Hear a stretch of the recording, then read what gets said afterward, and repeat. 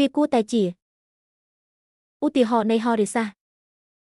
Garlic ផ្លែលីឈីមួយប្រភេទនេះគឺជាផ្លែលីឈីប្រភេទដែលធ្លាប់ត្រូវបានដាក់ដេញថ្លៃក្នុងតម្លៃខ្ពស់បំផុតដល់ទៅ50,000 យន់ក្នុងមួយផ្លែខ្ញុំមិនដែលឃើញវាមុនពេលមានការផ្ទុះឡើងនៃពួកសំប៊ីទេទុកឲ្យតែពេលនេះទៅយើងស្ទើរតែឃ្លានស្លាប់ទៅហើយអ្នកនៅតែមានផ្លែឈើស្រស់សម្រាប់ញ៉ាំលោកច្បងកុំបារម្ភអីខ្ញុំកានធានតែងតែឲ្យតម្លៃដល់ភាពស្មោះត្រង់និងមិត្តភាពខ្ញុំសុខចិត្តរងទុក្ខដោយអយុត្តិធម៌ដោយខ្លួនឯងខ្ញុំនឹងទ្រាំទ្រនឹងការឈឺចាប់ដោយស្ងៀមស្ងាត់ដោយខ្លួនឯងខ្ញុំចង់ញ៉ាំផ្លែលីឈីច្រើនរហូតដល់ខ្ញុំឈឺបំពង់ក៏ហើយខ្ញុំនៅតែសប្បាយចិត្តតើវានឹងបណ្ដាលឲ្យមាននំប៊ីស្គីដែលយើងញ៉ាំដែលបង្ហាប់ដែរឬទេផ្អែមខ្ញុំមិនដែលស្រមៃថាអ្នកនៅមានជីវិតទេដោយឃើញថាខ្ញុំនៅមានជីវិតអ្នកគួរតែខុសចិត្តសុំទោសណាស់ព្រះជាម្ចាស់ខ្ញុំកំពុងឈរនៅមាត់ទ្វារសម្លឹងមើលអ្នកដោយគ្មានទីពឹងពេលអ្នកត្រូវបានចាក់សោចេញឯកានិងគ្មានទីពឹងខ្ញុំគ្រាន់តែជាមនុស្សទន់ខ្សោយធម្មតាម្នាក់ដែលកំពុងព្យាយាមសង្គ្រោះជីវិតខ្លួនឯងខ្ញុំអាចប្រកួតប្រជែងជាមួយសិស្សច្បងរបស់ខ្ញុំបានតែប៉ុណ្ណោះពេលអ្នករាល់គ្នាកំពុងចាក់សោទ្វារអ្នករាល់គ្នាបានយល់ព្រមដោយស្មោះអស់ពីចិត្តតើអ្នករាល់គ្នាកំពុងធ្វើពុតជាធ្វើអ្វីឥឡូវនេះការចង់រស់មិនដែលខុសទេប៉ុន្តែការរស់នៅលើសាកសពរបស់អ្នកដទៃគឺជារឿងមួយទៀតទាំងស្រុងនោះជាវិធីដ៏ល្អមួយដើម្បីនិយាយវាប៉ុន្តែឥឡូវនេះអ្នកស្ទើរតែកំពុងអង្វរយើងឲ្យនាំអ្នកទៅឆ្ងាយយើងនៅទីនេះដើម្បីជួយអ្នកឲ្យរត់គេចខ្លួនហើយខ្ញុំបានសន្យាថាខ្ញុំនឹងលុបការបង្ហោះនេះនៅពេលដែលខ្ញុំធ្វើអ្នកអាចនឹងចាក់ចេញ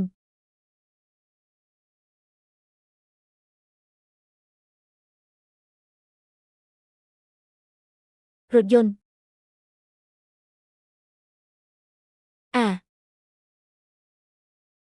លាក់ខ្លួនឲ្យលឿនលាក់ខ្លួនពេលឆ្ងាញ់ហើយខ្ញុំនឹងបន្ថែមជើងមាន់សម្រាប់អាហារលើកក្រោយគេទាំងនេះ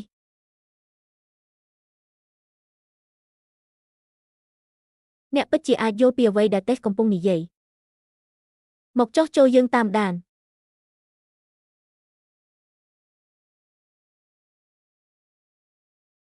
មានរឿងអ្វីនេះជាផ្លូវទៅកាន់មូលដ្ឋានសុវត្ថិភាពមានផ្លូវរាប់មិនអស់ប៉ុន្តែសុវត្ថិភាពជាអាទិភាពហេតុអ្វីខ្ញុំមិននៅជាមួយអ្នកស៊ូមីងឆេកុំគិតថាខ្ញុំមិនដឹងថាហេតុអ្វីបានជាអ្នកជួយសង្គ្រោះខ្ញុំអី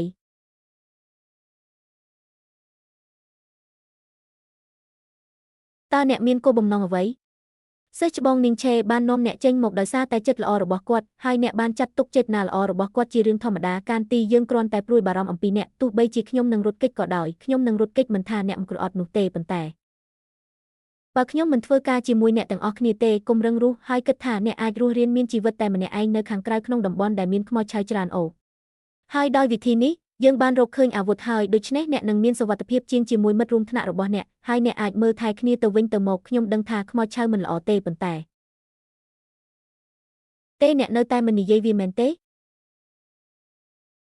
ដោយសារតែព័ត៌មានគួរឲ្យចាប់អារម្មណ៍អំពីមូលដ្ឋានសុវត្ថិភាពវាហាក់ដូចជាជនភៀសខ្លួនមកពីគ្រប់ទីនៃខេត្តកំពង់សម្រុកទៅកាន់មូលដ្ឋានសុវត្ថិភាពឥឡូវនេះដូច្នេះការទៅដល់ទីនោះឥឡូវនេះប្រហែលជាត្រូវការណែនាំពីអ្នកជំនាញខ្ញុំទើបតែដឹងពីព័ត៌មានកាលពី2-3ថ្ងៃមុនថាឪពុកម្ដាយរបស់ Genshin ធ្វើការនៅវិទ្យាស្ថានស្រាវជ្រាវនៅក្នុងមូលដ្ឋានសុវត្ថិភាពពួកគេត្រូវតែមានទំនាក់ទំនងមានតែគាត់ទេដែលអាចនាំយើងចូលបានប៉ុន្តែយើងធ្លាប់មាន Ganting នៅជាមួយយើងពីមុនតើអ្នកពិតជាគិតថាមានច្រកណាមួយដើម្បីចូលទៅក្នុងមូលដ្ឋានសុវត្ថិភាពមែនទេអ្វីវាមិនអាចទៅរួចទេខ្ញុំមិនបានទៅទេហើយប្រកាសណាស់វាគ្មានប្រយោជន៍ទាល់តែសោះមើលការខិតខំប្រឹងប្រែងទាំងអស់ដែលយើងបានខិតខំប្រឹងប្រែងដើម្បីស្វែងរករឿងនេះអ្វីដែលយើងទទួលបានគឺគ្រាន់តែជាបន្ទុកប៉ុណ្ណោះអ្នកដឹងទេថាខួរក្បាលរបស់អ្នកត្រូវបានស៊ីដោយ zombies ជាការពិតណាស់គ្មាន channel ណាដែលនៅសល់ទេដោយសារតែជីវិតអ្នកមិនត្រូវការអនុញ្ញាតឲ្យទៅទេ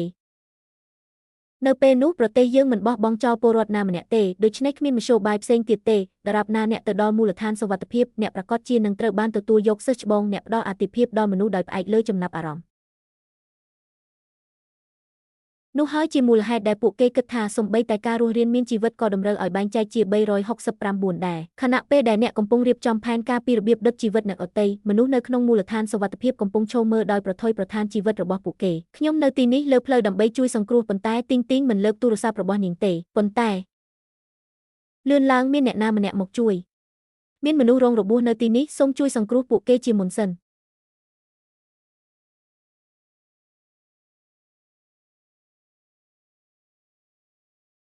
មិនខ្លាចតតែសោះហាហាដូច្នេះវាបង្ហាញថាមិនត្រូវការប៉ុស្តិ៍ទេខ្ញុំយល់ខុសហើយនោះជាការពិតយើងមិនចាំបាច់ធ្វើដំណើរជាមួយគ្នាទេតើអ្នកកំពុងព្យាយាមធ្វើអ្វីជម្រាបសួរអ្នកម្ដាយជាទីស្រឡាញ់ដោយសារយើងនឹងទៅកាន់មូលដ្ឋានសុវត្ថិភាពតើការប្រឡងនឹងធ្វើឡើងនៅពេលណាសូមអ្នកជួយយើងរកដំណោះស្រាយផងបានទេវេទិកាកំណាព្យឲ្យរាជវង្សសុងអូតោះដា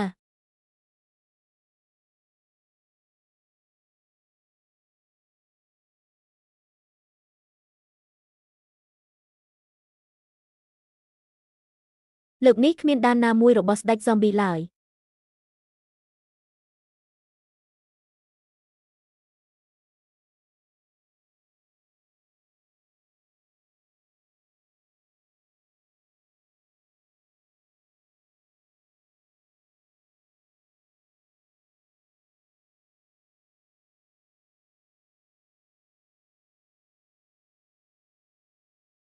កាលខ្ញុំនៅក្មេងអ្វីទាំងអស់ជារបស់អ្នកដទៃហើយមានច្បាប់ចំនួន8ដែលមិនមានខ្ញុំកំពុងប្រាប់អ្នកហើយនោះហើយជាទាំងអស់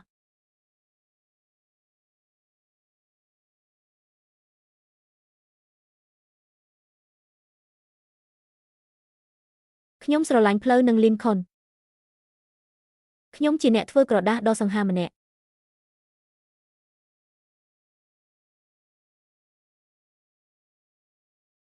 ហាហាមែនហើយ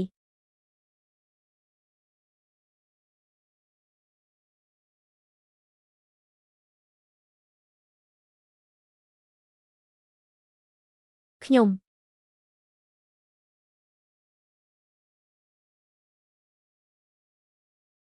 ុំស្ដាប់មនុស្សទេដូច្នេះខ្ញុំមិនចង់ឲ្យគេរំខានទេ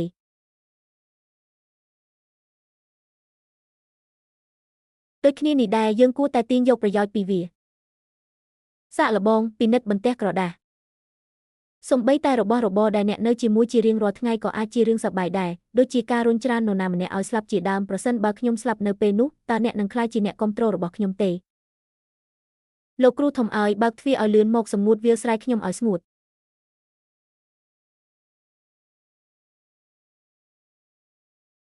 ខ្ញុំមិនអាចរើវាទេ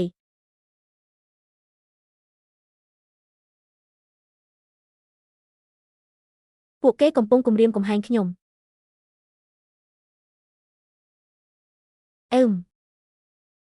ដូច្នេះអ្នកដួលភ្នែក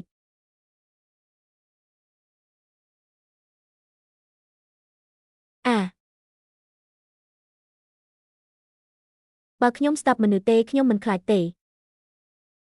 អាត់កំបាំងនៅក្នុងជាន់អនុញ្ញាតឲ្យអ្នកល្អខ្ពស់ណាស់